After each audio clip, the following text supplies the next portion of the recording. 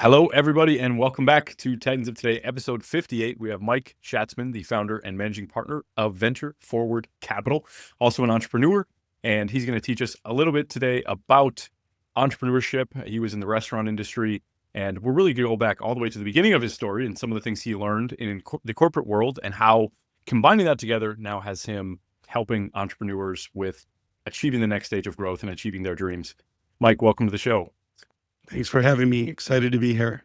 Most definitely. So we had a very fun and long, actually, initial conversation. I think we stayed on the call for almost twice or three times as long as we had planned there and dived into a lot of different things. I'd like to start with your foundation back in corporate America and how some of those experiences ended up being very formative because you got to see the consumer packaged goods side and how to market when really it's more or less a commodity from marketing and building a solid product.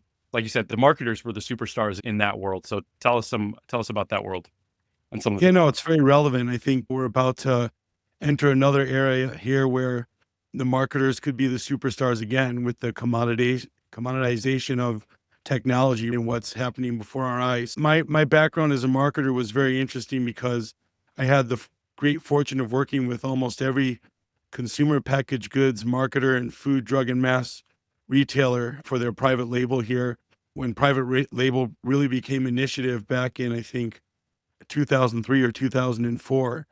And it just was such a great experience to see how much thought goes into really developing a product and the amount of work that needs to be done to how this product is going to be differentiated between others in the marketplace. What's your strategy to market the product, price point, distribution, which is obviously very important today. And so all the elements of how, even when you look in the tech space of how these great entrepreneurs go about building their tech product was really the genesis of all this is really back to the consumer packaged goods company. You're developing a new coffee, a new cheese at Kraft, or a new cracker at Nabisco, or a new line of flavored water at Coca-Cola. So there's just so much work that goes into it. And then obviously there's adjustments are made as you go through the whole product life cycle, getting in front of your customer, listening to your customer. But when you look at that experience and you tie everything back to it, it's really, there's one thing that stands out is everything starts with the customer, right? And that developing a product, you have to start with the customer and work backwards. And what is their need? What problem are you solving with a specific product? Building the product without the customer in mind usually results in many challenges across every sector that you look at. So that really was a huge help because it really set the foundation for me of just being so customer focused in everything that you do and making sure that whatever you're doing starts with the customer, the audience, whoever you're looking to build something for. What were the assumptions that you went into that experience with as it was your first marketing job, your first taste of the real world? Did you have some assumptions in the beginning that ended up being disproven or proven? Not really. Look, it's your first job out of a school, so you're happy to have a job. And I think the best part is I got a lot of responsibility at a young age. And so that's where I really seized the opportunity where I was put in some situations where I was charged with building a territory, had the opportunity to excel and make your mark. And so it's just the old adage when there's a door open, swing it open and go for it because you never know when you're going to have the opportunity. But you want to absorb and you want to learn. There's coming out of school and today's a little bit different. You're happy to have a job. You're not doing the most glamorous work. But when an opportunity arises, you have to take advantage of it. And that's what I did. And that kind of led me down a really good path. So when you're going about and you're forming a marketing strategy for a consumer packaged goods product, how much of the change really occurs from getting the voice of the customer like you're talking about? Is there usually here's what we think it might look like, and then you go do focus groups and you're building the voice of the customer and you're readapting the campaign? Or what does that process look like that founders should be taking note of? Yeah, look, most of the genesis of the idea comes from the founder, right? So it comes from the brand team that's doing their homework. They know the customer, right? So the motivation for building the product is because they see an unmet need or they see a problem the customer's having, and there's a product that can help them solve that problem. So that's the key. The next part comes with refinement, right? You want to use focus groups, and you want to be able to refine the product, or what angle did we miss, or how do we want to go about marketing it? How do we want to design our packaging? What's going to appeal to the customer? So the core genesis of the idea always starts with the founder, right? And it'll start with that brand team that's building it. But then you have to be open for feedback and refinement. And that this all kind of ties back with entrepreneurs. You see, the best entrepreneurs are open to hearing what other people have to think of their idea. They're out there and they're testing it, getting it in front of customers. The best entrepreneurs, it's the old adage of you're building a plane while you're flying at the same time. And that goes along with building a product too, because it's all about the customer, right? You want to get these iterations of the product in front of customers that you know well and trust. And that really helps you refine it so that when you really start to go to market, you're there, right? You have the product that everybody's looking for. You've done all the work, but yeah, it's a lot of work to do that. You can't really be satisfied. You have to lay the foundation, but you have to be open for people assisting you with refining it. Do you have an example of a product that you saw which, when it was originally conceived, ended up being totally different after a lot of interaction with the customer? I've seen there's so many different versions, but I saw a lot of coffee. So coffee was like really in its infancy when I was doing the marketing work for these consumer packaged goods companies.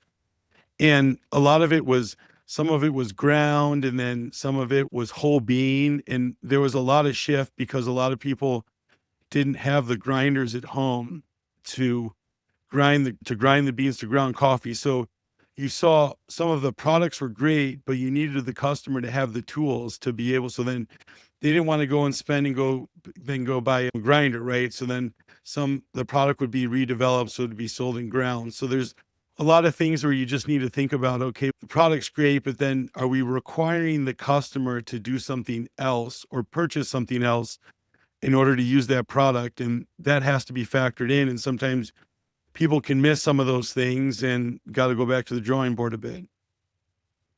Have recent consumer products in that space, particularly drinks and whatnot, surprised you at all? Some of the pop up? Yeah, look, there's been so many beverages that have come into the space. I think that most of these people that are developing the products have their finger on the pulse in terms of it's all about flavor, sparkling, calories, and then we've had the day and age of celebrity endorsements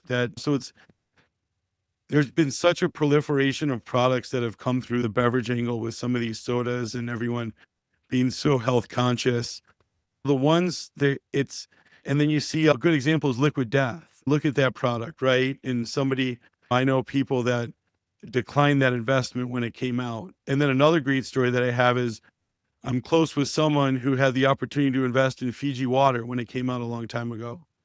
And the reason why he didn't invest is he thought the square bottle was just ludicrous. Who's going to want a square bottle? Everything was circular. It's not going to fit in your cup holder in a car. And we all know the story of what happened there. And so something that was thought of differently. It's hard to say with consumer packaged goods products. There's different reasons why these things can take off. Their forces of momentum once they do.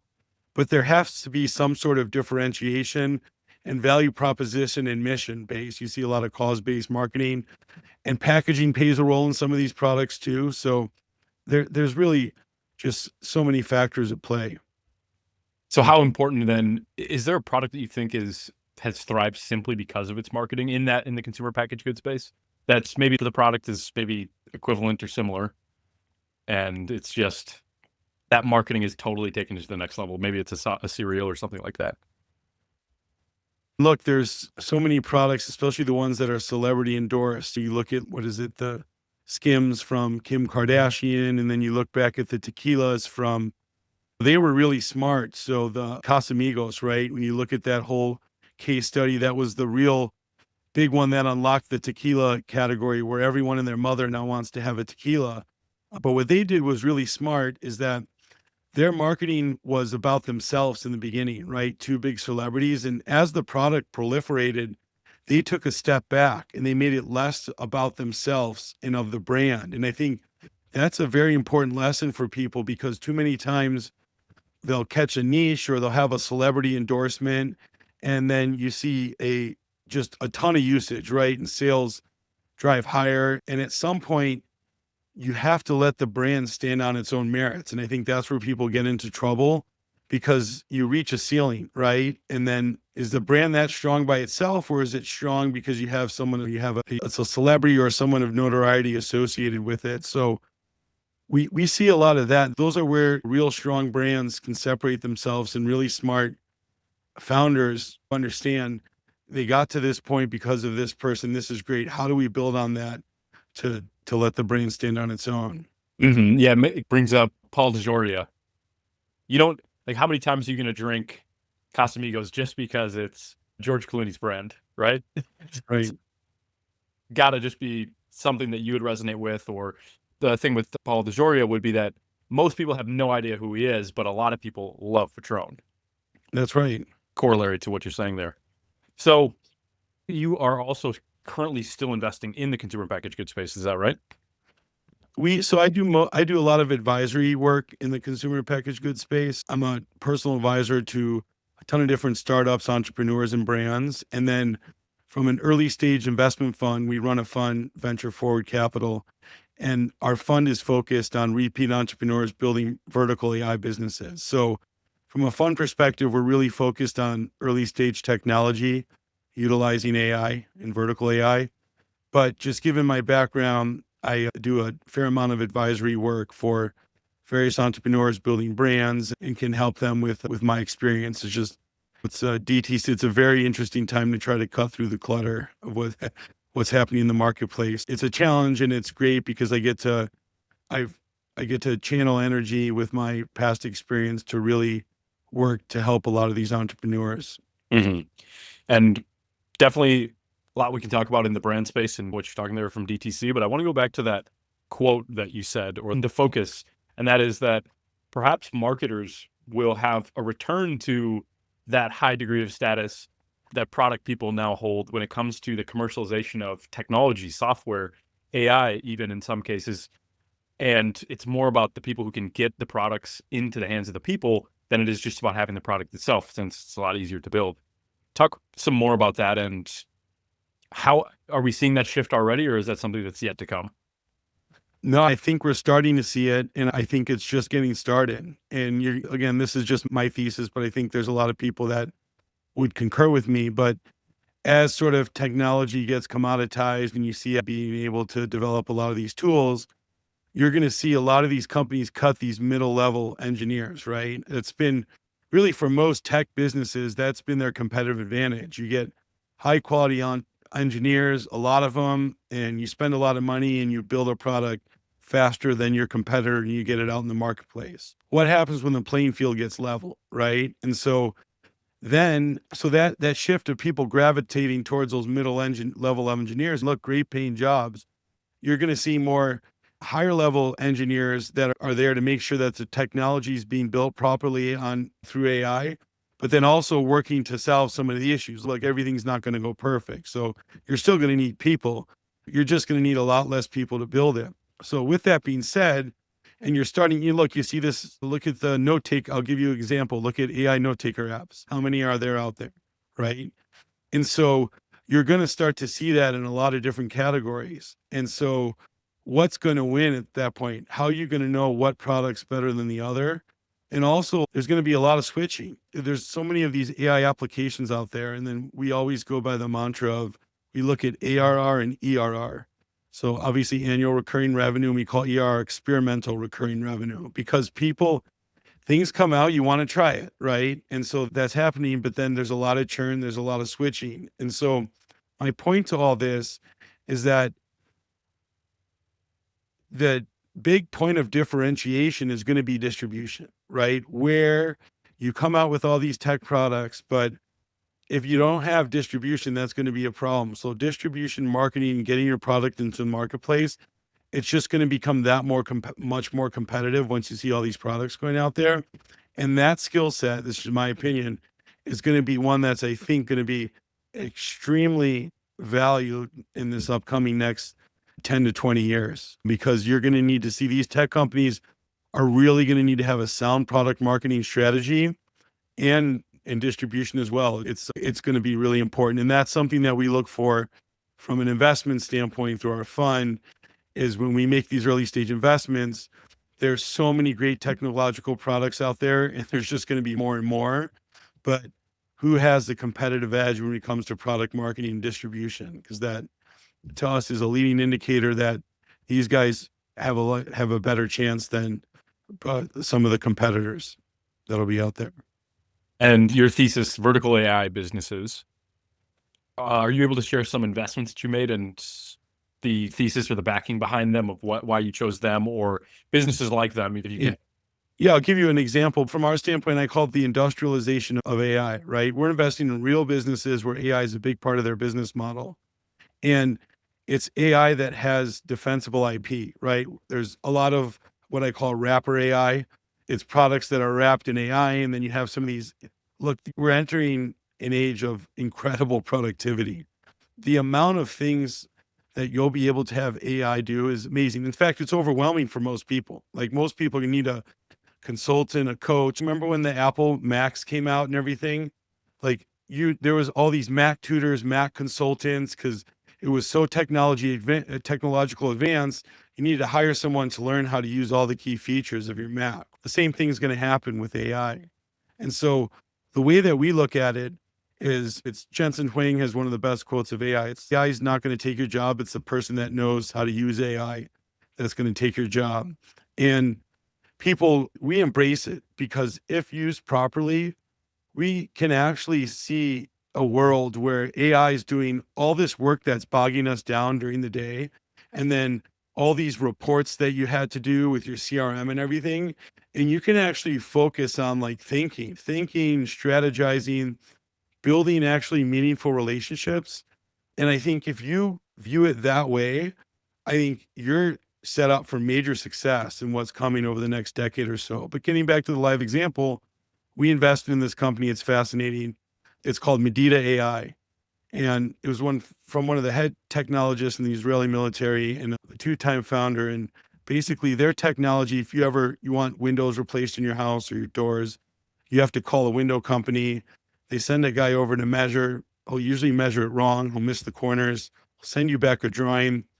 You'll see what type of windows you want. You got to study the different windows. You figure out what type of windows, they sketch it. Then they got to send the guy back again because he probably didn't measure properly.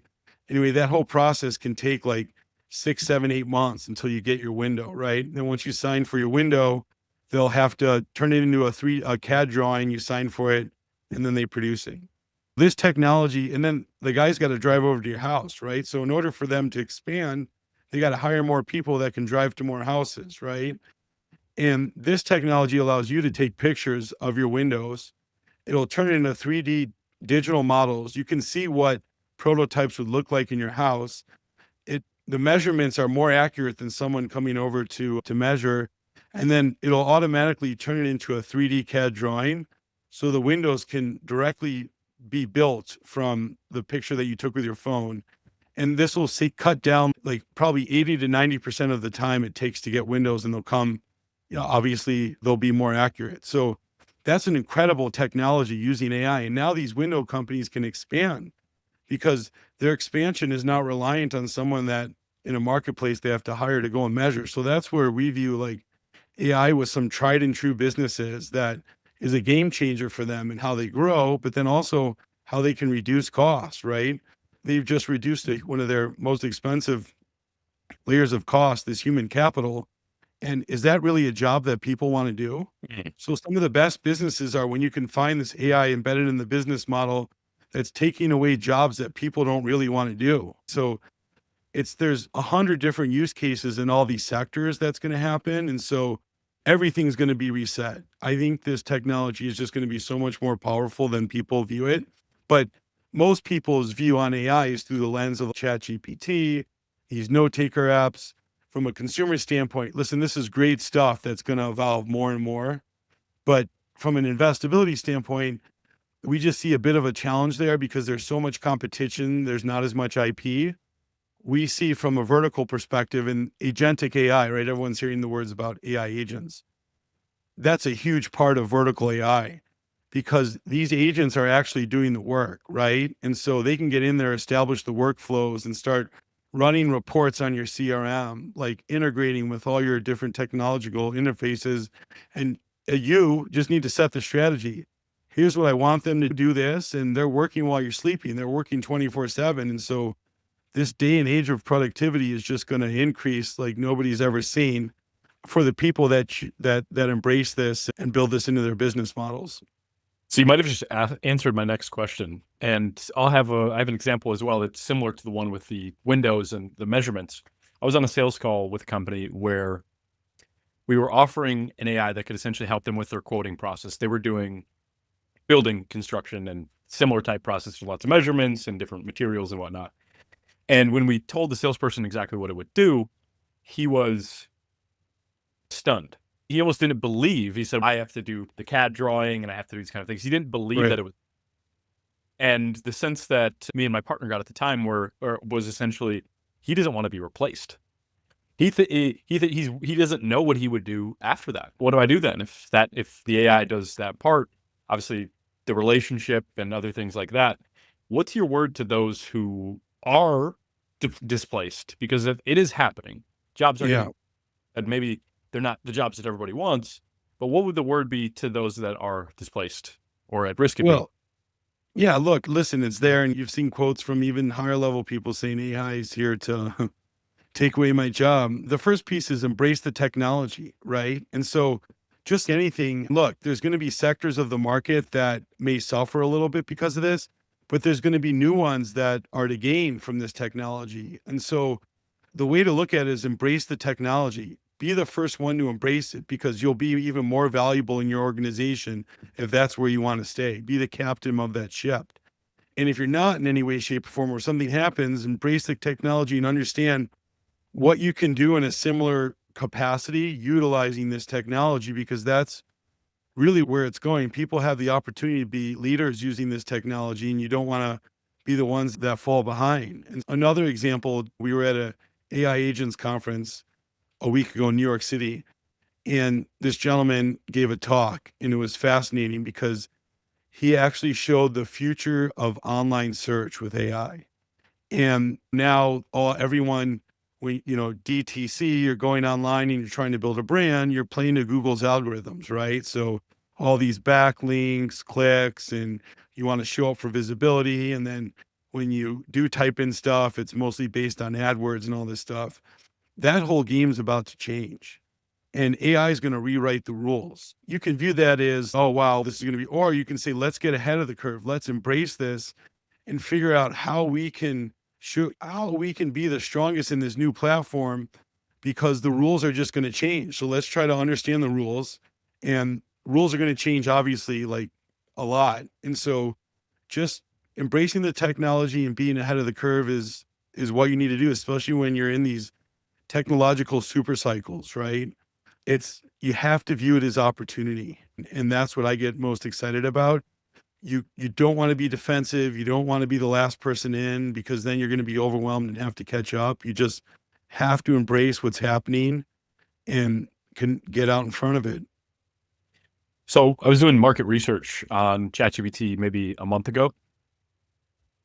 And I was and maybe an extension of that search and how it may manifest. We're not entirely sure. I think one of the good things about Google Ads is that someone can come across with better marketing, better targeting, and outdo somebody who's bigger. And that's, I think, at the heart of it, because you don't have to be number one rank. You could have your ad right on top if it's relevant enough to that person.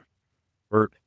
So maybe as a next step into what the future could potentially look like is, when I was doing the market research, it did present a positive and negative of every option that was in the market, which I think was heavily skew me to say, here's the exact product. It said, here's the pro, here's the con. So that is what it might look like. Do you have any other ideas, thoughts, maybe, or in your own? No, you're right. Look at the research reports now, right? When we're looking at a new sector that we get excited about and we go and run some stuff through Perplexity or ChatGPT, it does exactly that. It produces a research report for you.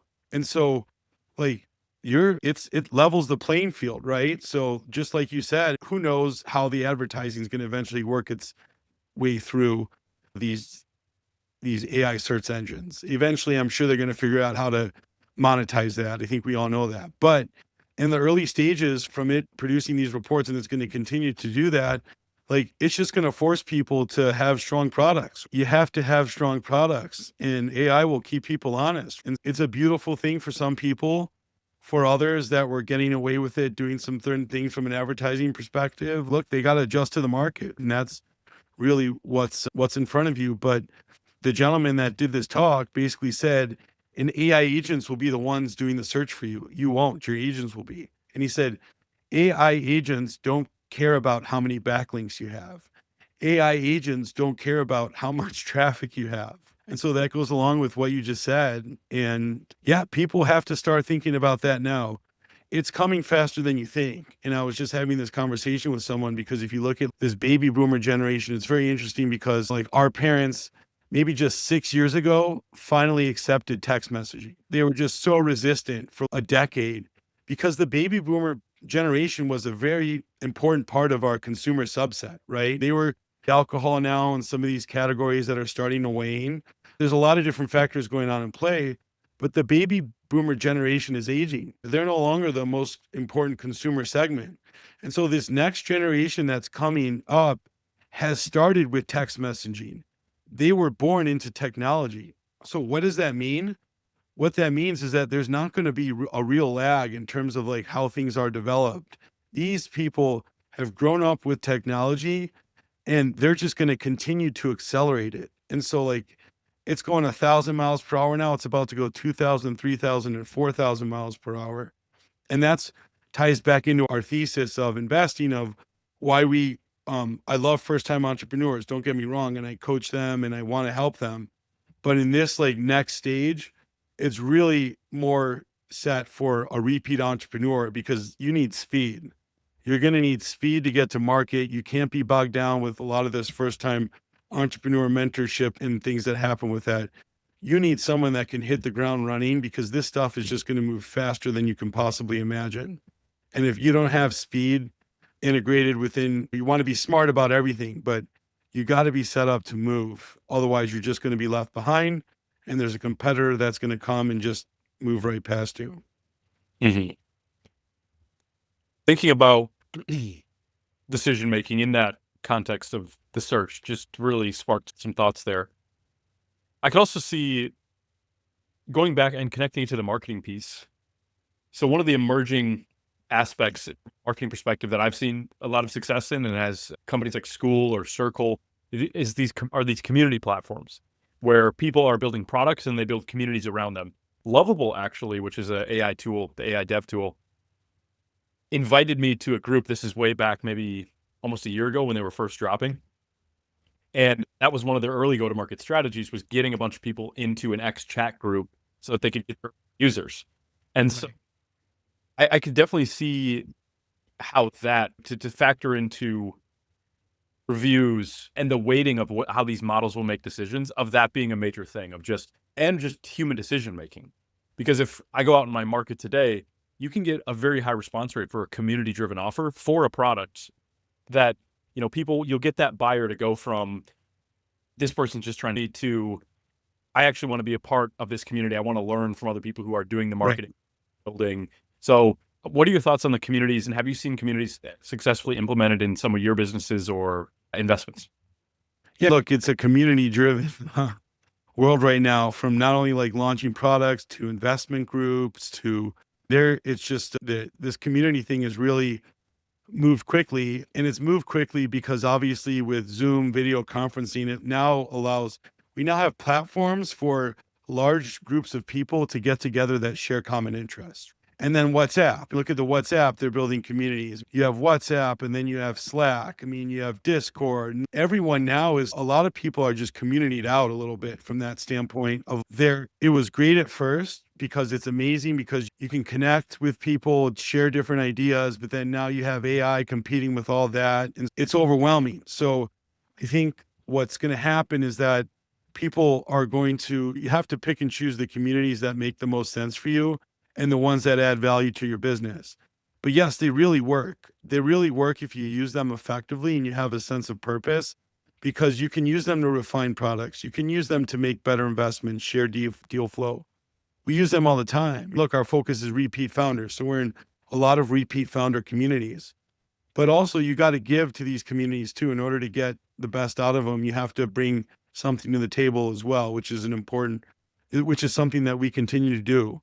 But yes, to answer your question, they can be highly effective if you know how to use them the right way. They're great for building relationships.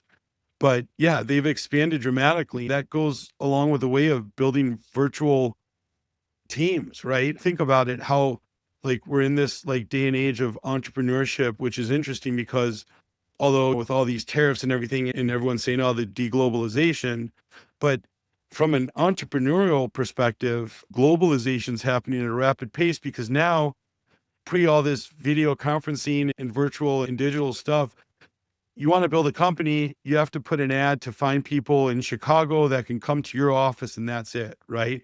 Now, the playing field's open, right? You can find fractional people to help you with your finances, your accounting, your go-to-market, and that fractional person can be overseas. So the playing field's wide open, right? And that's where a lot of these communities have been born as well. It's both great and challenging at the same time. And I think it can be overwhelming to some people as well.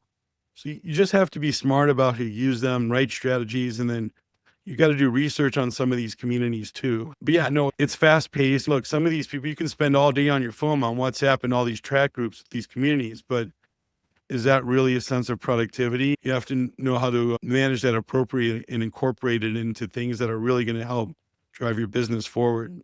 Mm-hmm. So with your experience in marketing and running businesses, are there other marketing strategies that you think are really going to bring it home for a lot of these companies that will differentiate them and allow them to outdo their competitors who make more or even somewhat better product?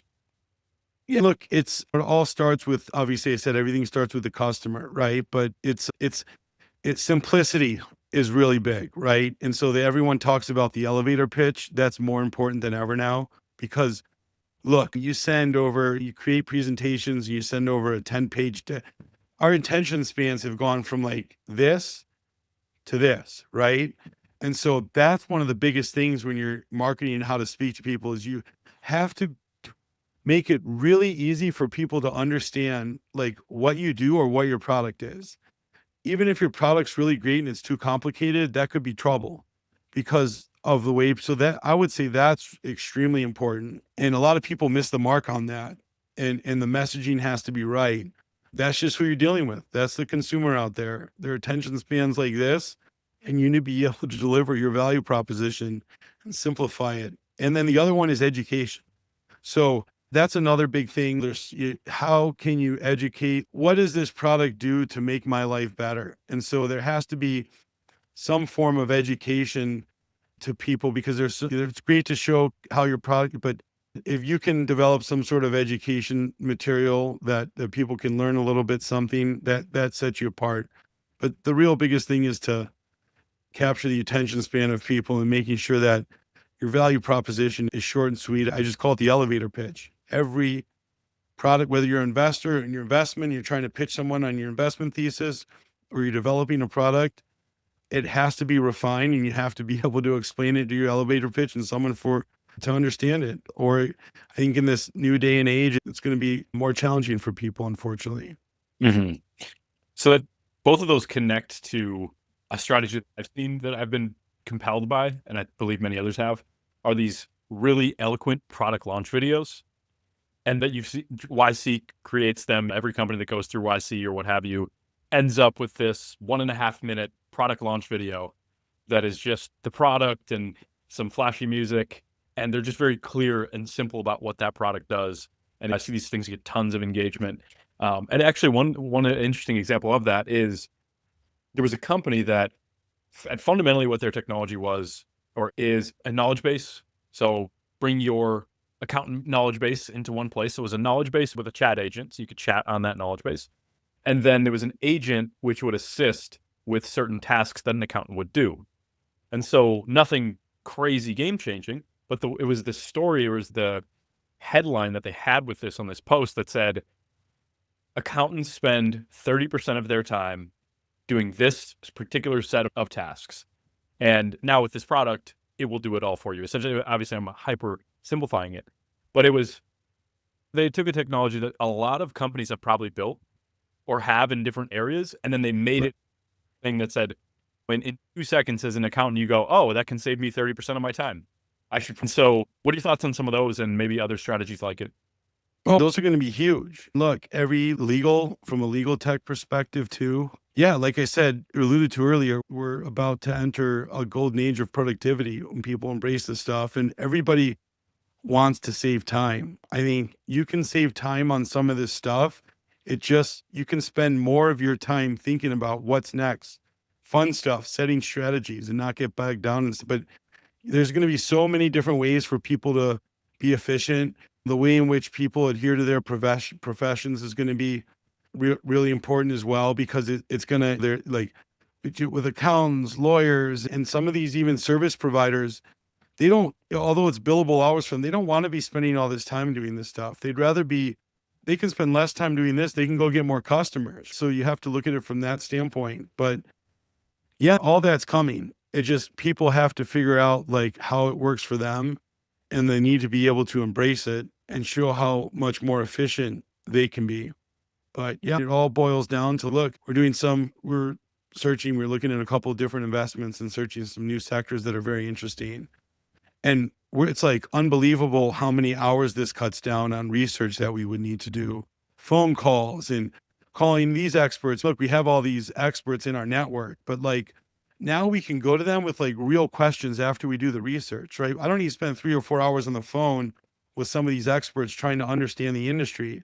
We can run these reports through AI, get real smart about the space, see all the analysis of all the competitors, and then boil it down to the real meaty questions that we have, and then pull in some of our experts. Same thing that you were just alluding to with accounting and some of this stuff. So that's the part that's exciting. And that's why I challenge people to say, don't view this as glass isn't half empty, it's half full here. This is a huge positive.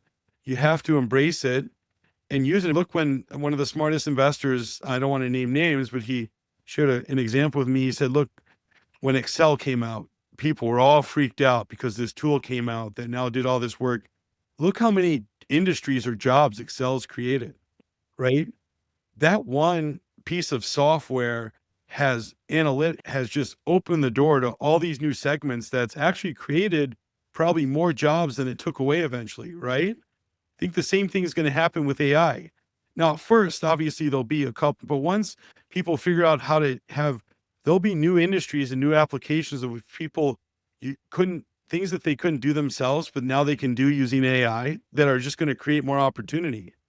So that's the way that I look at it, and I think people should be looking at it. I came across a company yesterday that was on the Inc. 5000, decently high rated, and all they do is Excel consulting. Yeah. I was blown away. I was like, seriously? Yes, it is still. But yeah, and Excel was the impetus that right before CRMs came out. So you had Excel to log all your customers and do all that. And then CRMs were a result of that so who knows where it's going, but it's going to go somewhere, and it's going to unlock a lot of new opportunities. I think that it's hard to refute that. And that really creates clarity in my mind, because somewhere in my mental model, and a lot of people's mental model, when they're thinking about how this technology is going to take jobs or displace incomes, it's like it is just moving to somewhere else. And if you're good at that, using that technology, like you said, you embrace it, there's so much value that you can just go out and consult with ChatGPT or help companies to get clarity on how they can do different processes better. In fact, This connects to another example, is one on Twitter and one actually a friend I talked to yesterday.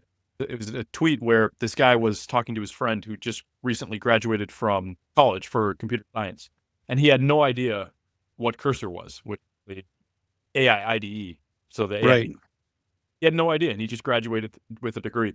I just talked with a friend, reconnect with him from a few years ago. We worked together. He took time to go to college after we worked together, and he had no idea what ChatGPT was. Yeah.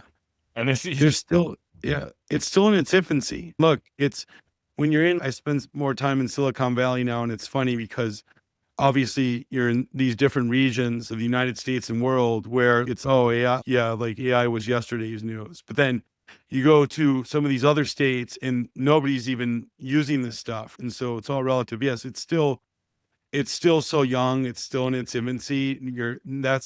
Look, people are just scared, trying new stuff, and it can be intimidating, right? And people have to just understand that they're still early. Like, it's still early here, right? And I think that's what, hopefully there's more messages like that come across. There's more education that comes out there. I think that's going to be really important. Like ChatGPT, the models are crazy. The different iterations are great.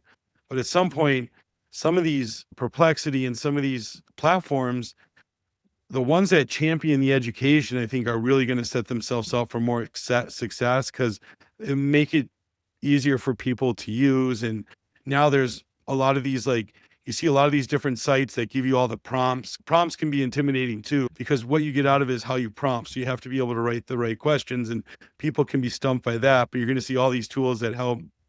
But that just levels the playing field. Now, okay, you're going to get all these prompts. Everyone's going to know what to prompt for. And people are going to be able to have access to all this information, right? The information is going to be commoditized, because it's not, at some point, everyone's going to know how to do the right prompts. So it's just a matter of how you're going to get the message out there, resonate in distribution. So that's what I was alluding to earlier, of how important that's going to be in this day and age, where not only in developing these applications can do it through AI, but access to this information is not really much of a competitive advantage anymore. Right. Couple other kind of similar things that have happened in the recent past. And I do want to touch on your use of social back when you were running your restaurants, and maybe how that was influential, because I think that was just really coming in. But two stats that I've come across, which are very similar to what we're talking about now, and I'll start with the present day ChatGPT, 300, 400 million monthly or daily users, I believe, something along those lines.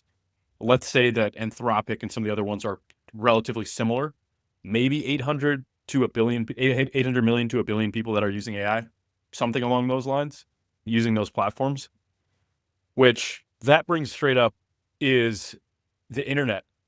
I remember, and this was maybe 15 years ago, it were a billion people on the internet, which is, we think about that, oh, that's so many people, that's a lot. And there's still billions and billions of more on top of that. And how much change since that stat was, again, about 15 years ago. And, how much more wealth has been created just off even those existing users. So there's always kind of things that unlock that we don't even see at the time. Right. And that's really where the value is created. Another interesting stat that's like this was, I think this was 7 years ago, was that as great and huge and successful as Amazon was, they were only making up about 11 to 12% of all e-commerce sales just about 7 years ago. And a lot of people, actually, I heard about this just being in the e-com world at the time, because people are, how are you going to go compete against Amazon? Of course, there's a ton of actual reasons why it's hard to compete against Amazon. But from a realistic perspective, there's still 88% of sales that people are just, maybe they stumble across it on Facebook. Maybe they get referred to a friend. There's still a lot of opportunity and money to be made. And not everything just becomes fully baked just because people know about it. I think another example that's interesting about this, to go now even deeper on the AI part, is let's say that there's 800 million to a billion people using AI. While this aligns with your thesis, how much of that, and that's just ChatGPT, how much of that is actually being put into real workflows, into companies, into optimizing? There's a massive piece that's not even close, not even a percent yet. Right?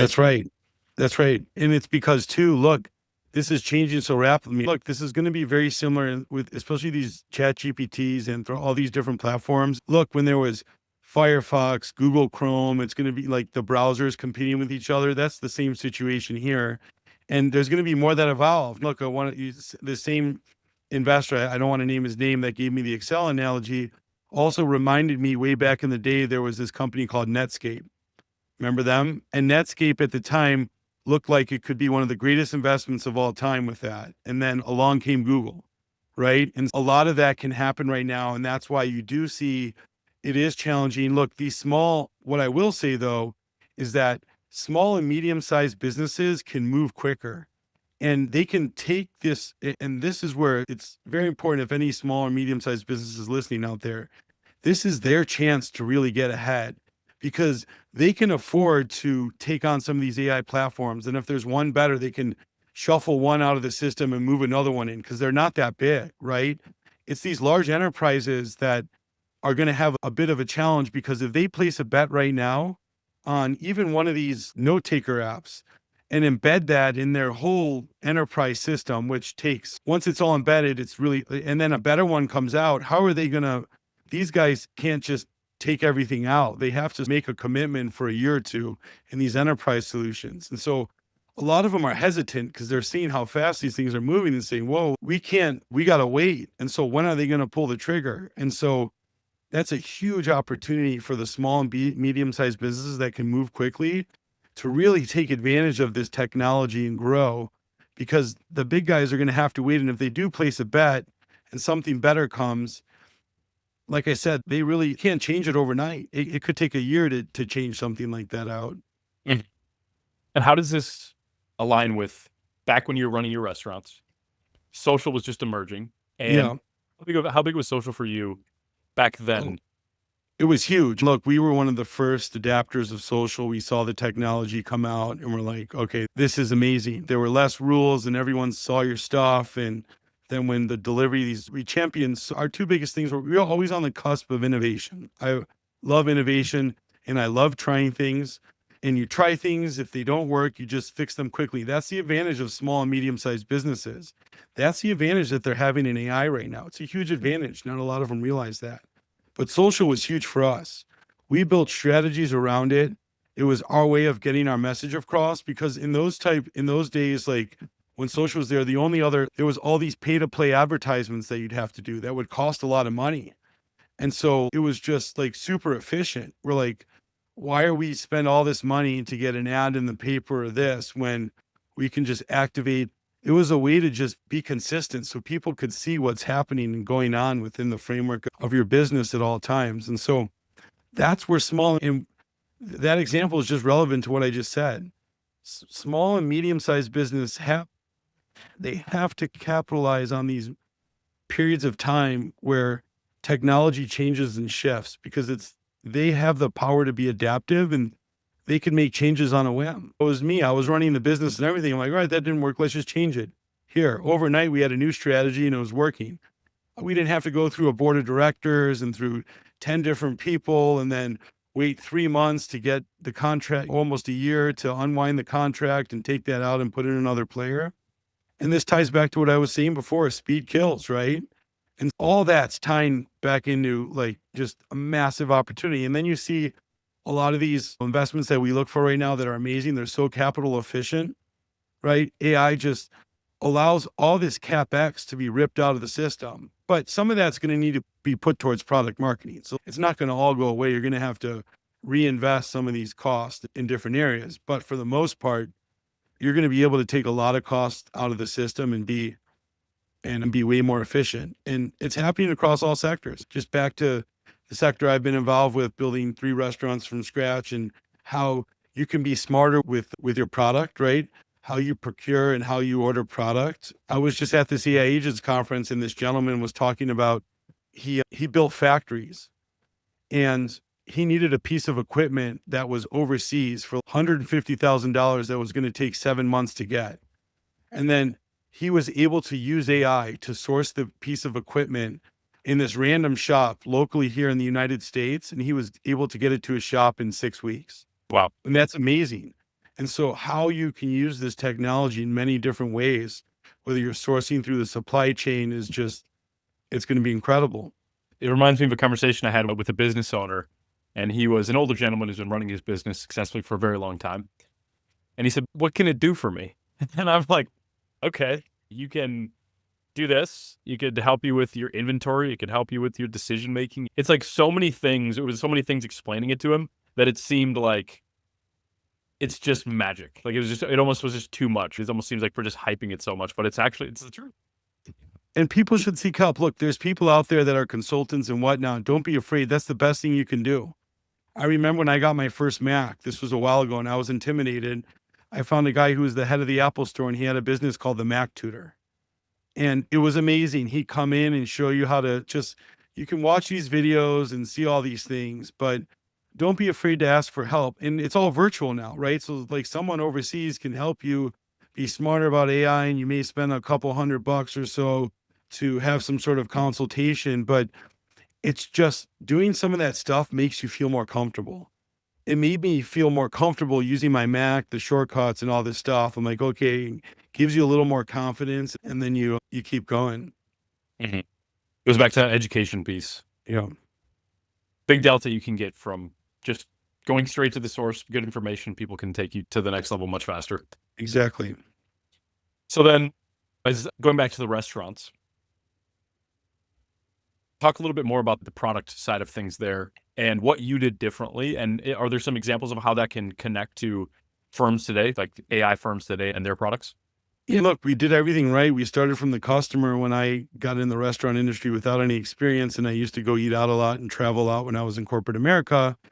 And I just saw a huge void of people would want to go out for sushi, but then people didn't want to eat sushi. So if 6 people, this was in 2010, if a group wanted to take people out for sushi and 2 people didn't eat sushi, they wouldn't go there.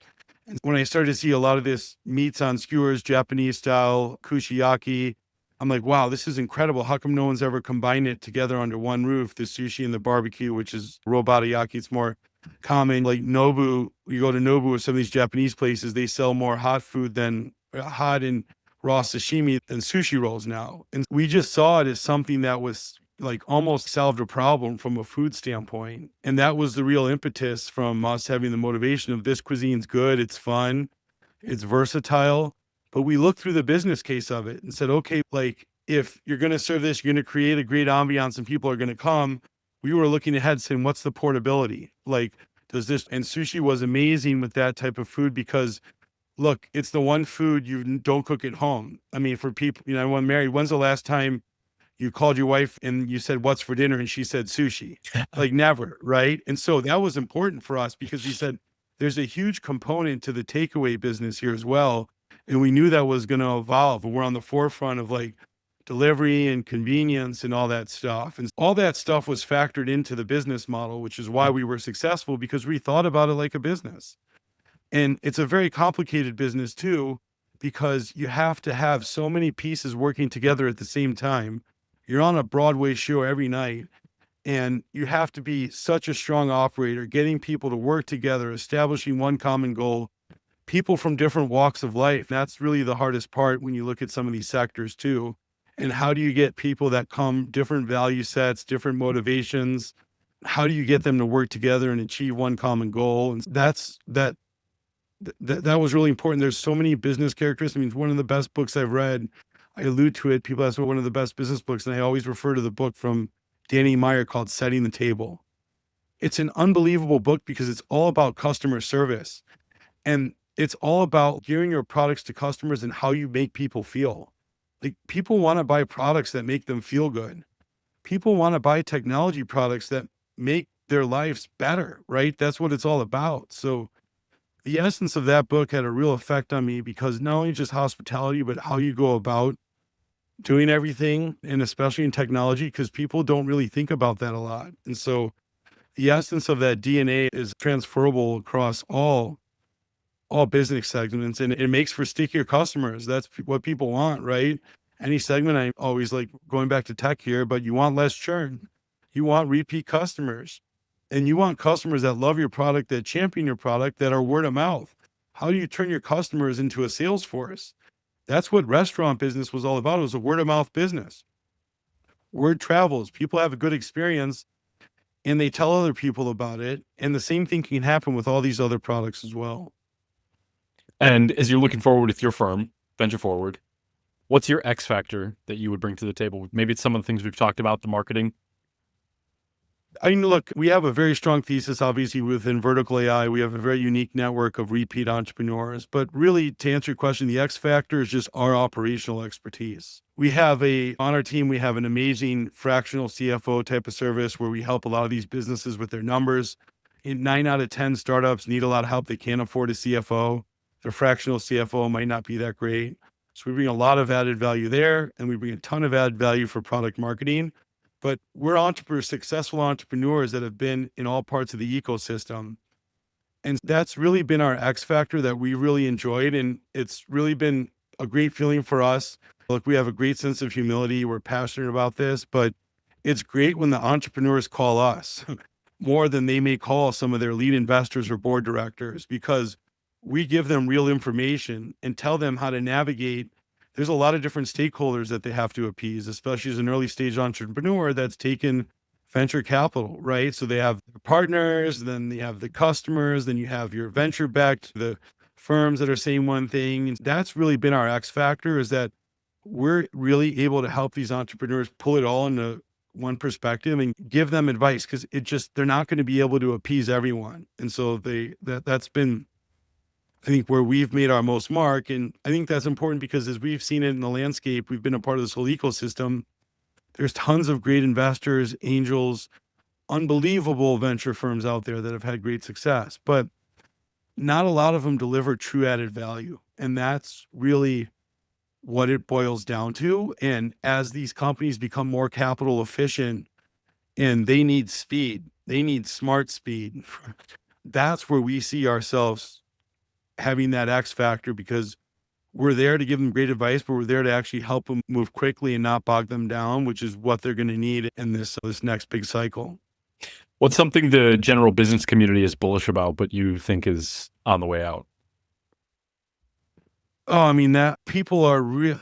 I guess if I tie it back to AI, they're bullish about the wrong types of AI from an investing standpoint, I think. So they're bullish about these AI applications. And look, there's some of these great robotics firms that are going to be out there. It's going to be interesting to see what happens there. But they're bullish on the headline AI, the stuff that really looks the bright, shiny objects with some of this stuff.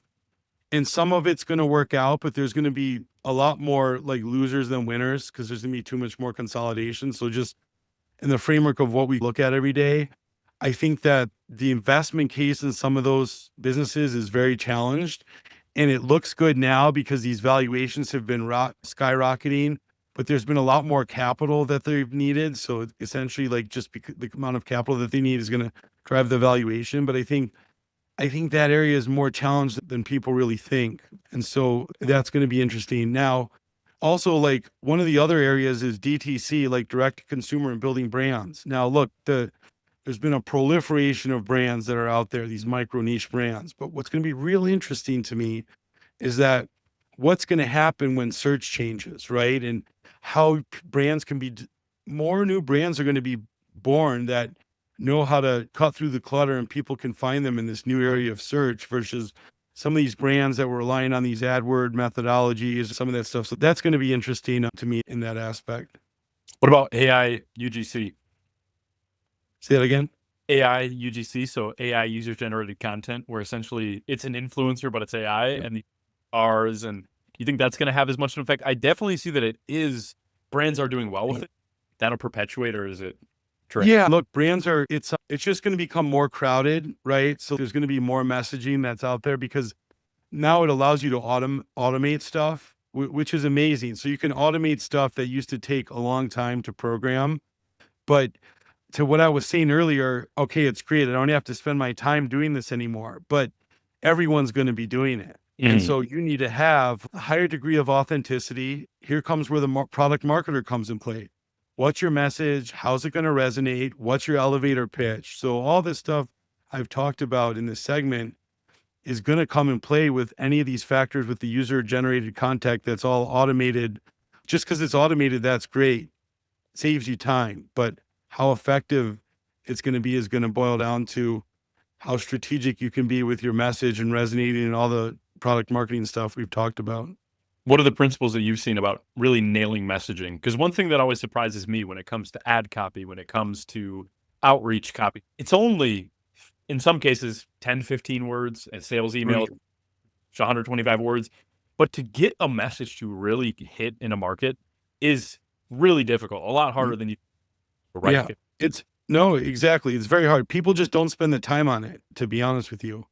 And that you have to, some people just don't see the value in spending time. Like, you look at some of the best companies and how they came out with their brand and their DNA. And when I opened my first restaurant, how long it took me to come up with the name, our brand tenants, because I've been there before. I've seen like all the best product marketers at these major consumer packaged goods companies. Like, they don't just come out with the idea overnight and say, let's go to market. there's 8 months of work, almost years of work, sorry, not 8 months, that go behind the scenes of like how they're coming out with this brand, the so it takes time and it's reflective.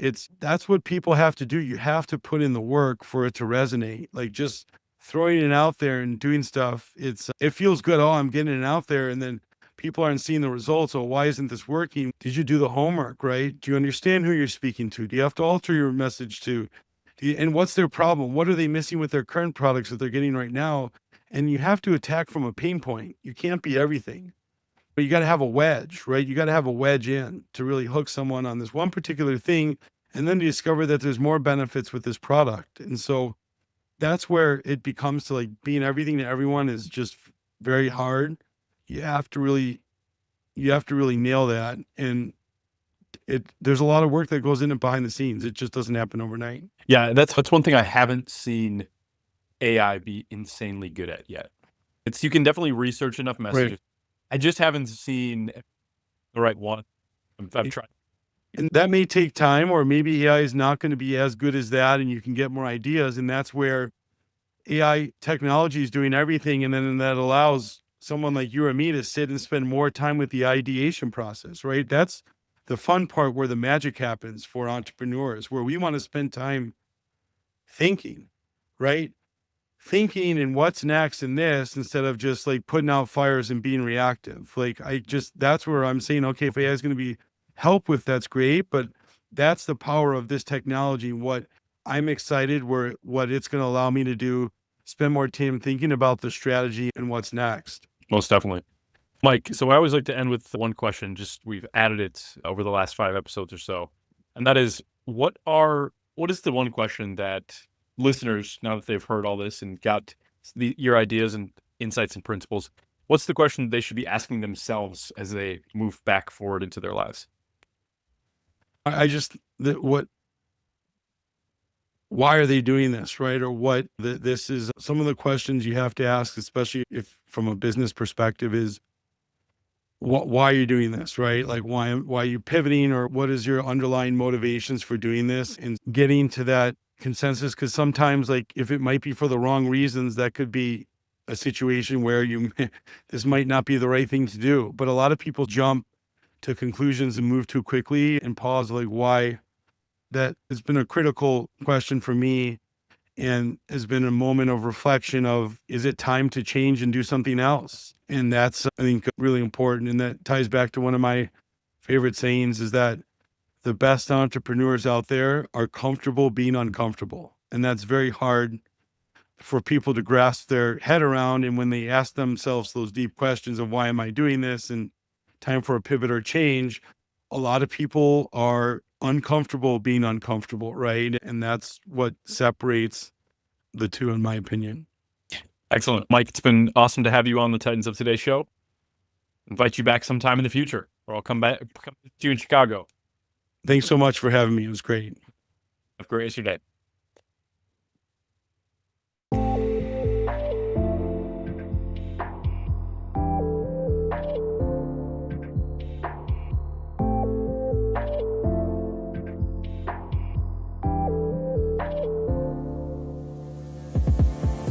Hey everyone, thank you for watching this episode of Titans Up Today. What did you learn from it? Make sure to drop a comment below with your most valuable insight so that other people can engage in the conversation around what this speaker brought to the table. And then on another front, make sure to subscribe so that every time we drop a new episode, you will be notified. And that way you can keep fueling your dreams and your brain with fresh insights, which can help you along your journey and along your path to your goals. So thank you so much again, and I look forward to seeing you in the next interview.